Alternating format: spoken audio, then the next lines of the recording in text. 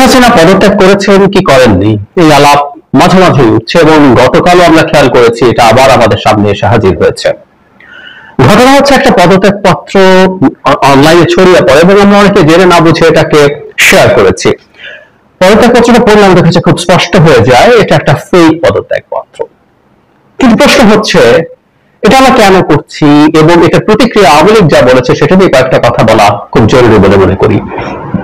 আসলে শেখ হাসিনা পদত্যাগ করেছেন কি করেননি এটা আওয়ামী লীগ থেকে না, আওয়ামী লীগের কাছে পরে এসছে, বরং আমরা কেউ কেউ একটা ভীতি তৈরি করার জন্য বর্তমান সংবিধান বাতিল করে নতুন সংবিধান লেখার যৌক্তিকতা তৈরির জন্য, ন্যারেটিভ তৈরির জন্য আমাদের কেউ কেউ এই আলাপটা সামনে এনেছেন।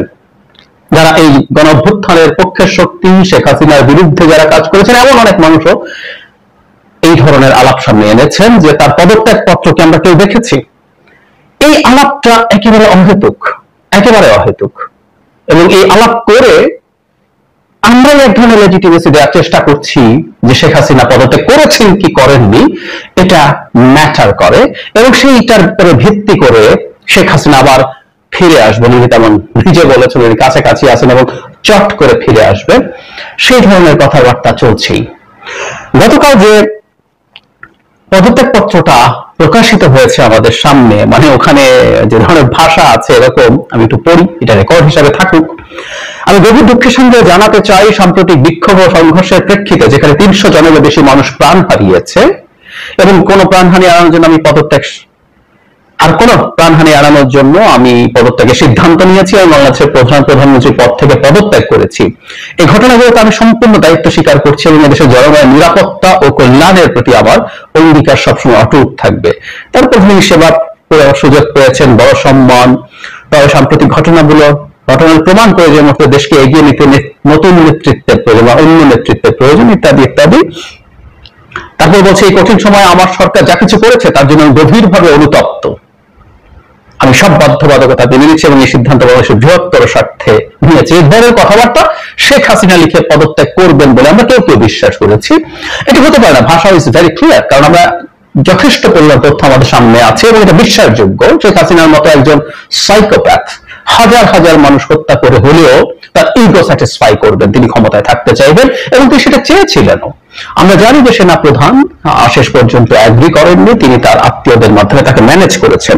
তো এই পদত্যাগ পত্রের প্রতিবাদ করেছে আওয়ামী লীগ।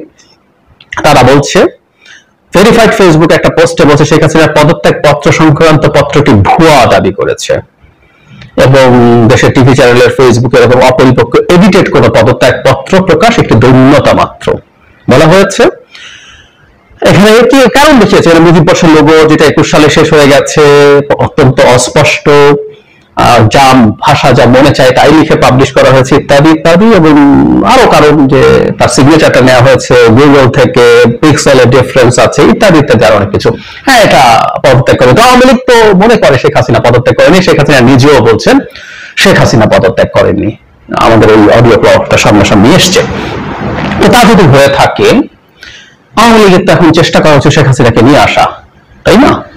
শেখ হাসিনা আসবেন, শেখ হাসিনা এসে বাংলাদেশের প্রধানমন্ত্রী হবেন এবং তাদের প্রেসিডেন্ট জনাব শাহাবুদ্দিন চুপ্পু ক্ষমতায় আছেন। আমাদের দেশের যে অংশটা জনাব চুপ্পুর প্রেসিডেন্ট থাকা নিয়ে যথেষ্ট ওয়ারিড, তারাও মনে করেন এটা নিয়ে কিছু হতে পারে। তো আমি তো বলি ঠিক আছে, জনাব চুপ্পু তো এখনো ক্ষমতায় আছেন, সুতরাং বর্তমান সরকারকে তিনি অবৈধ দাবি করুক এবং শেখ হাসিনা অবৈধ বলে উনি এটাকে বাতিল করে দিক এবং শেখ হাসিনা ফিরে এসে বাংলাদেশের প্রধানমন্ত্রী হোক। আমাদের তো তাই চাওয়া উচিত। তো তারা একটু করুন ব্যাপারটা, আমরা একটু দেখি, এবং শেখ হাসিনা একটু আসুক।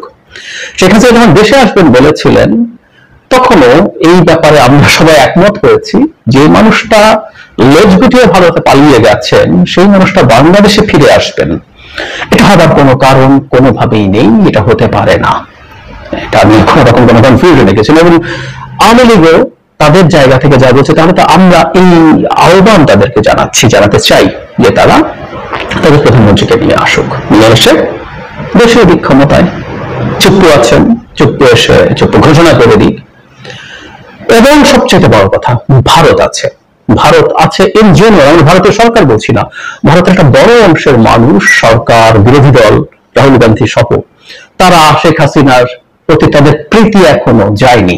আসলে এটা খুব অস্বাভাবিক হয়তো না, ভারতের মতো একটা অপরিণামদর্শী রাষ্ট্র, এটা একটা অপরিণামদর্শী রাষ্ট্র, তারা যেইভাবে শেখ হাসিনাকে ক্ষমতায় রেখেছে, তার যে পরিমাণ ইউটিলিটি ছিল, তাকে স্লেভের মতো ইউজ করে, সেই ইউটিলিটি তো আসলে আর কেউ দেবে না।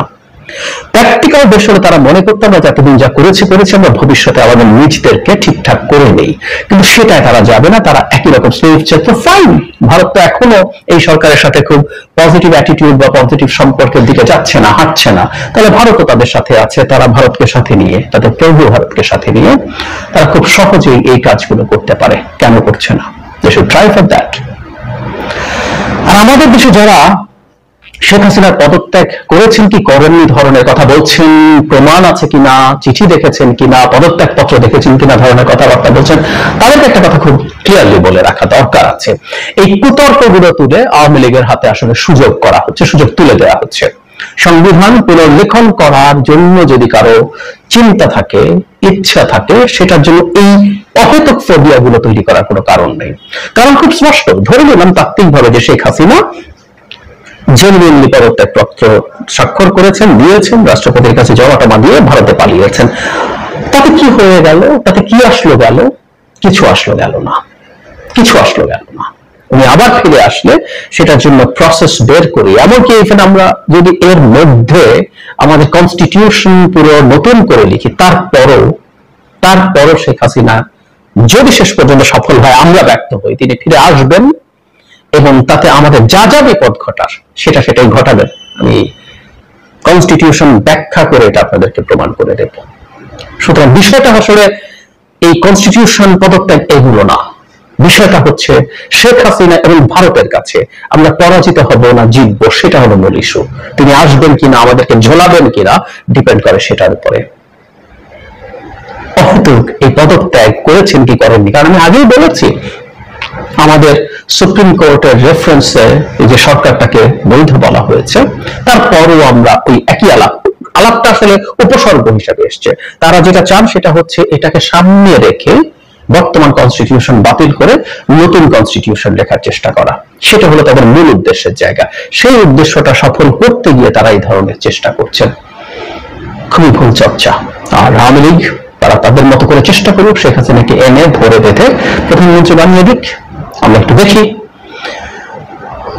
এরা না আসলে এই ব্যাপারে যত কম কথা বলবে তাদের মান ইজ্জত তত থাকবে। শেখ হাসিনা যতবার বলবে ততবার এই দেশের জনগণের সামনে এটা উদ্ভাসিত হয়ে উঠবে, দেশের সব আওয়ামী লীগের নেতা কর্মীকে বিপদের মুখে ফেলে রেখে তিনি পালিয়ে গেছেন জাস্ট নিজে বাঁচার জন্য।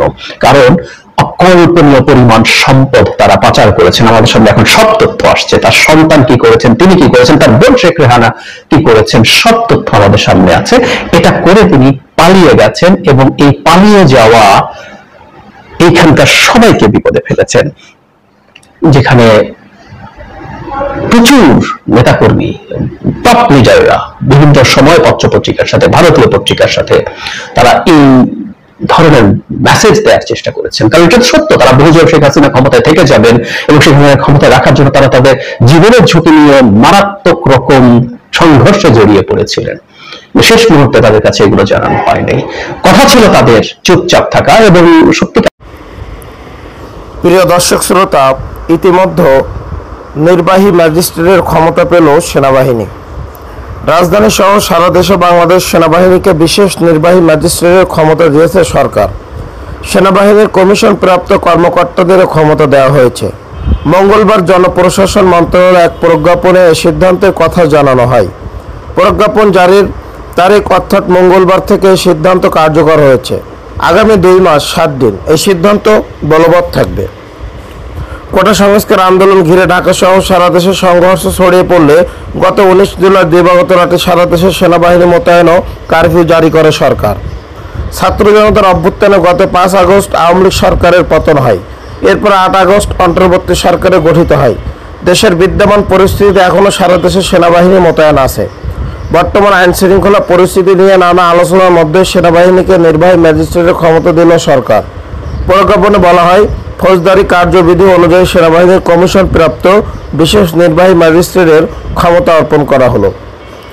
ফৌজদারির কার্যবিধির ধারা 64, 65, 83, 84, 86, 95, 100, 105, 107, 109, 110, 126, 127, 128, 130, 133 ও 142 ধারার অধীন অপরাধগুলো আমলে নিয়ে প্রয়োজনীয় ব্যবস্থা নিতে পারবেন সেনাবাহিনীর বিশেষ নির্বাহী ম্যাজিস্ট্রেটের ক্ষমতা পাওয়া কর্মকর্তারা।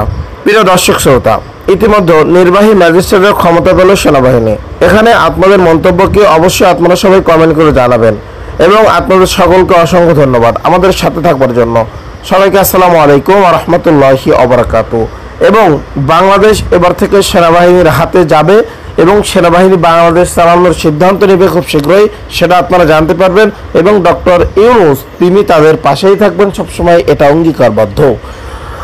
সকলকে অসংখ্য ধন্যবাদ। আসসালামু আলাইকুম।